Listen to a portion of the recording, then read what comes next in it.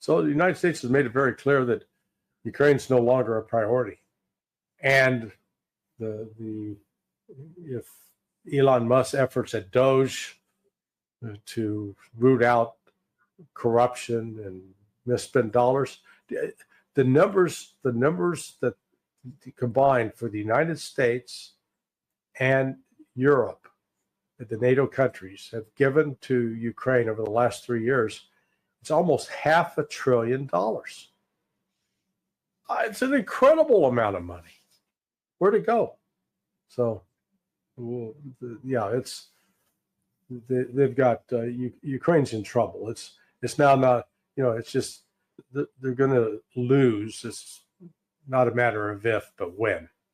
I don't recall the name of this Marine colonel. He was a Brit, but then he joined the U.S. Marines, and then he was working as with one of these groups in Ukraine.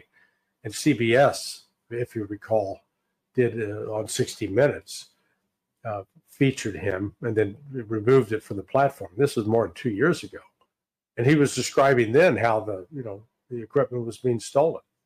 And we've seen images of people connected to Mexican drug cartels carrying javelins, anti-tank missiles. So, it's a lot's gone missing. Who's getting it? I don't know. But it is, all the equipment hasn't gone straight to the front. And, there's been other testimony more recently from Ukrainians saying, hey, we were our mercenaries. We were driving to the front, and one truck filled with all this, rifles and ammunition just disappeared, just drove off and disappeared. So, at the very time the United States is shifting the burden to Europe to defend Ukraine, Europe is the least capable of being able to do it. Yeah, this was I think not only unexpected, genuinely shocking to the Europeans, because now they're saying, wait a second, you mean just us alone have to go fight the Russians with the Ukrainians? Us with no American? I mean, America's got the biggest army. America's got the biggest Air Force. America's got the biggest Navy. And you're just sending us in by ourselves? Oh, we ain't going. Yeah, I mean, when I heard this from Hegseth today, my jaw dropped. I mean, because the message was so crystal, not pulling any punches. Hey, Ukraine, NATO? No. Wow. Hey, Europe. No, US thank you. NATO operation in Ukraine? No. You're on your own. Who's got to pay for all this? Europe, not the United States. Check. Have a nice day. So this, I think this is going to kick off some very, very rapid changes, both on the ground militarily, because the Ukrainians are going to be going, what are we fighting for? The United States no longer has our back. Trump has announced about the results of his conversation with Vladimir Putin, and they're going to start negotiating. He said the respective teams are going to start negotiations immediately, and he said he's going to call President Zelensky of Ukraine to inform him that, hey, we're negotiating with the Russians without you. Again, Russia is not going to say, okay, yeah, we'll agree to a ceasefire. They're not going to do anything that's going to let Ukraine have any possibility of rearming. And Putin's position is clear. You withdraw all Ukrainian forces out of Kursk and out of the Donetsk, Luhansk, Kherson, Zaporizhia. So we're looking at the United States trying to get away from the burden of shouldering what's going on in Ukraine and shifting it to the Europeans. Now that raises the question, can the Europeans handle this? The UK, Germany, and France traditionally have been sort of the big three, with Germany as the dominant power. But what has happened to Germany partly as a result of the United States sabotaging the Nord Stream pipeline, is that Germany's very weak, and its economy is in tatters, to use Ursula von der Leyen words. And similarly, France and the UK are not in a strong position at all. The party of Keir Starmer is collapsing. Right now, every country spends, they spend some money on their own national defense, and now they're going to have to spend money based to meet a NATO target. And then they want to set up a new entity that will be divorced from NATO and be strictly European. Well, then why does NATO need to exist? So what we're looking at is the start of the process that's going to bring an end to NATO. That's where I think we're headed.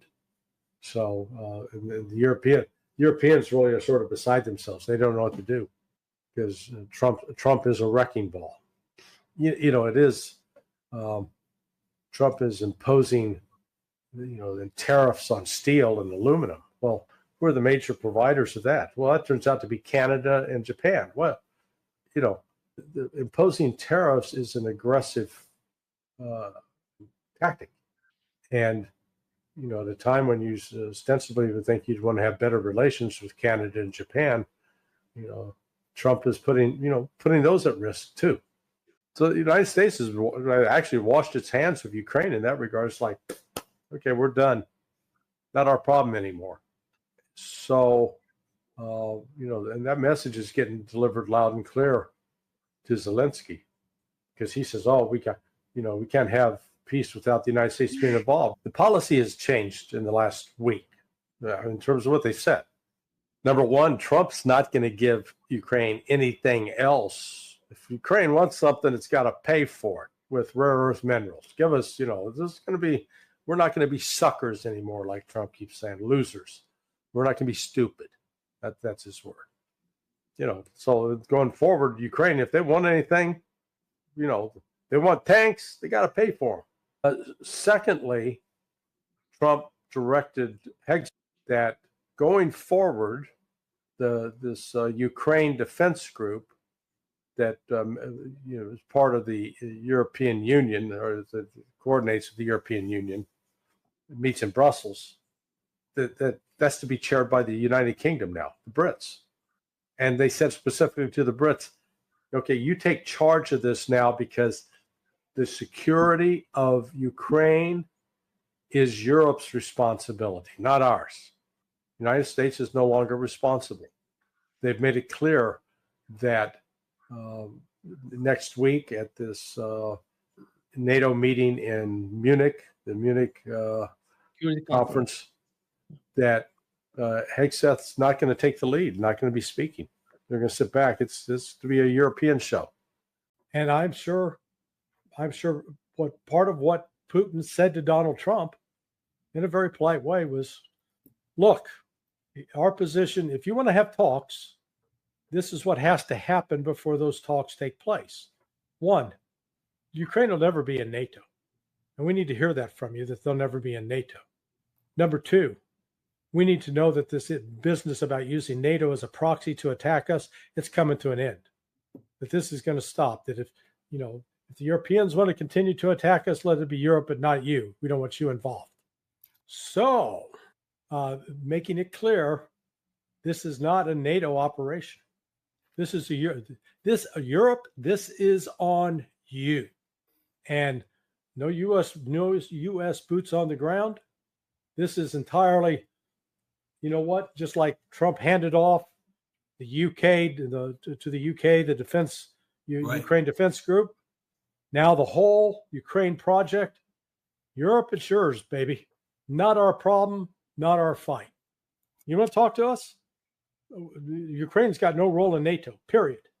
Not delayed 10 years, not put off 20 years, no role for NATO in Ukraine. That's what Hegseth said. And Hegseth also tossed in, and this was no just spur of the moment comment by him. This was a carefully crafted statement to satisfy the Russians, that the United States wasn't going to pull another Minsk, like with Minsk 1 and Minsk 2. Germany and France lied. the agreement was never enforced, never upheld. It was just a ploy to buy time to arm Ukraine so Ukraine could attack Russia. Russia wanted to guarantee that wasn't going to happen. They got it there, number one. So that was a message to Putin. So not only does Europe no longer get to, we'll attack Russia, but we got Article 5. U.S. has our back.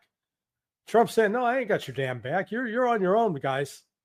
And as far as supplying all this freebies to Ukraine, that's you. You guys come up with it. You give it to them, not us.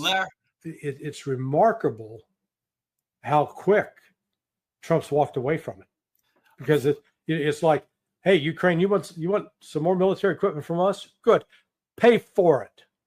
Rare earth minerals, pay for it. Give us the money. Show us the money. Now, people need to understand that, again, the United States is looking at this. Trump is looking at it just like through a straw, one of those new plastic straws that are now back in fashion. See just a little, bit of the downfield range. Russia's looking at it through a giant telescope. And Russia's vision is much broader. It's not about it.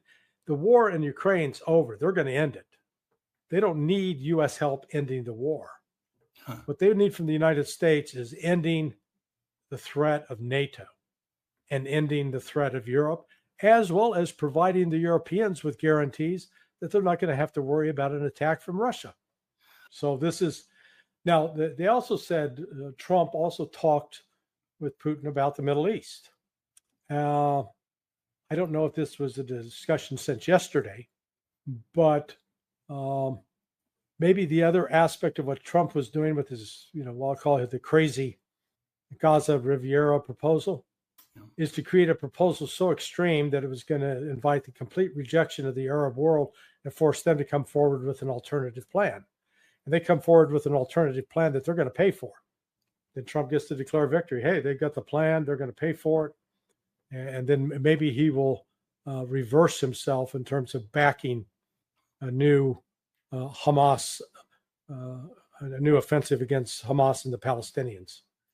That's dangerous. So he's got the start towards the big deal. What I saw out of this is confirmation that Putin and Trump have had at least 2 conversations, and the first conversation was sometime well over a week ago. And that's because at the time when Trump came out and announced that the Ukraine Defense Group, this ad hoc group, which reportedly had 50 countries that were involved, that were being pressed to provide support to Ukraine, that was chaired previously by the United States. So a week ago, Sunday, the word went out from Trump that we're going to ask the UK. The UK's been asked to take over the chair of that. Oh, what an honor. The UK gets to be in charge. That was then followed up on Sunday with a conversation that Mike Waltz, the national security advisor, had on one of the Sunday talk shows, and saying that going forward, the security of Ukraine was Europe's responsibility, Europe's problem. We then had Trump come back with another comment saying, hey, there's no further military grants, freebies for Ukraine in the future. It's got to pay for it. $500 million in rare earth. It's about NATO supporting the war, using Ukraine as a proxy for a war with Russia. Russia wants the NATO war over. And we saw the United States today take significant steps to make that happen. So that's where we had these statements making it clear Trump was publicly pushing the United States out of being involved directly in the war with Ukraine, placing the onus entirely upon Europe. At least that's what it looked like. Well, today we got confirmation. So, Gary, but what did they do? Well, they supposedly would help transport the wounded volunteers, American volunteers who were wounded at the front, transfer them to hospitals in Germany. I'd be willing to bet dollars to donuts that part of their money, if not a significant portion, came from either USAID a USAID or the CIA. And I think Russia knew this. And Russia made clear, no, we're not dealing with this guy. And Trump, without a word about Kellogg, said, here's the negotiating team. It's interesting, the negotiations between the United States, they are talking now.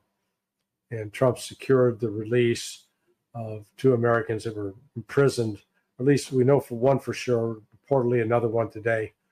They were in prison for breaking the law. They're being celebrated like they were hostages. Oh, for God's sake. If you're stupid enough to go to Russia and carry drugs that are prohibited and you get arrested, that's your fault. It's not the fault of the Russians. Russians are, they enforce their laws. The Russians stopped it, and the Russians are using it as a way to attrit, to deplete the Ukrainian armed forces. The Ukrainians keep launching, brigade. They try to launch, it's not even brigade. It's more like company-sized attacks.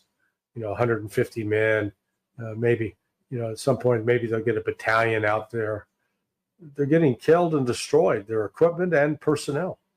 So it's just, Kursk was intended to be a major point of leverage against Russia. Yes, that's what the West hoped. But it hasn't turned out that way. And the Russians are moving all across the entire length of the front. They weren't doing that 2 years ago. They're doing that now. And they're going to break the Ukrainian army. They're going to take full control of Dnipropetrovsk, Zaporizhia, and Kharkiv, I meant, not Kursk. They will have recaptured the territory in Kursk. The United States is going to insist on an election.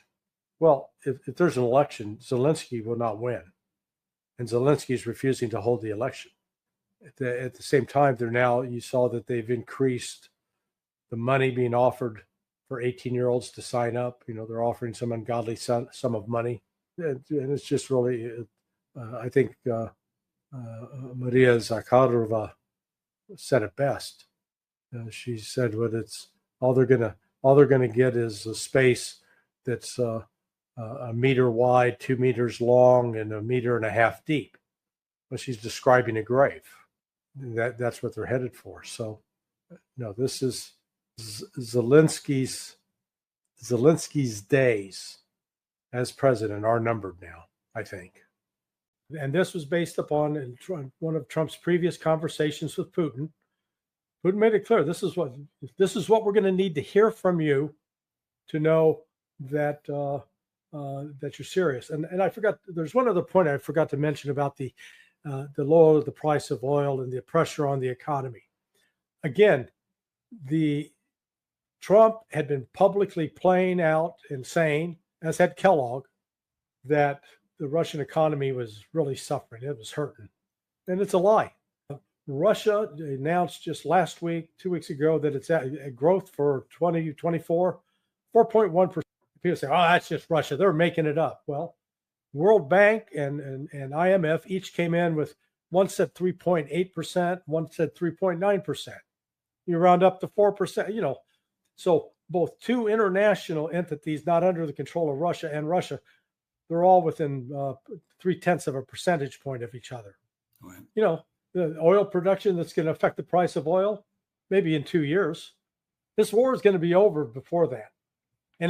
And whether the United States gets involved with negotiations or not, this war is coming to an end rapidly. Ukraine is losing men and material at a rate that it cannot sustain. But what's interesting is that there's, and this is unrelated. The Chinese production of electric bicycles is so large that it's reducing the demand for oil by about 4,000 barrels per day. So the rise of the electric bicycle is actually going to help lower the price of oil. So oil will be, it's still going to be a source of income for people, but it may be less in demand going forward because of those electric bicycles, which China's got the monopoly on in terms of producing. So Russia's economy is doing just fine. And it's not all because of oil. But, that's Hegseth can say that it's meaningless. What was meaningful was here right now, no role for Ukraine and NATO ever. Neither Germany, France, or the UK have the financial or military resources to secure Ukraine. The United States is pulling out of Ukraine. It's a European problem now. It's not a U.S. problem. That's the simplest way to put it. And we saw, Trump sent the first message on this, was it last week, maybe a week and a half ago, when they said, hey, the Ukraine Defense Group, which is sort of, it's not a NATO group per se. It actually encompasses, at one point, like 50 countries outside of NATO, that was to gather to say, hey, who's going to give what aid? Who can make a contribution here to provide aid to Ukraine? The U.S. used to chair that. The U.S. said, no, we're not going to chair it anymore. The UK, you chair it. Let the UK take responsibility. Okay. Then that was followed by last Sunday, Michael Waltz on one of the Sunday talk shows saying, hey, and this was just repeated by Hegseth, giving Ukraine security guarantees, that's Europe's job, not ours, Europe. The United States is not going to guarantee any security, and Ukraine is never going to be a part of NATO, and anything that you Europeans want to do in Ukraine, it ain't going to be part of NATO. Article 5 doesn't apply. Hey, guys, wake the hell up. The U.S. is out. We're done. And then Trump made a point that, if Ukraine wants some more military equipment, great, pay for it. Rare earth minerals. They owe us like $500 million, he said.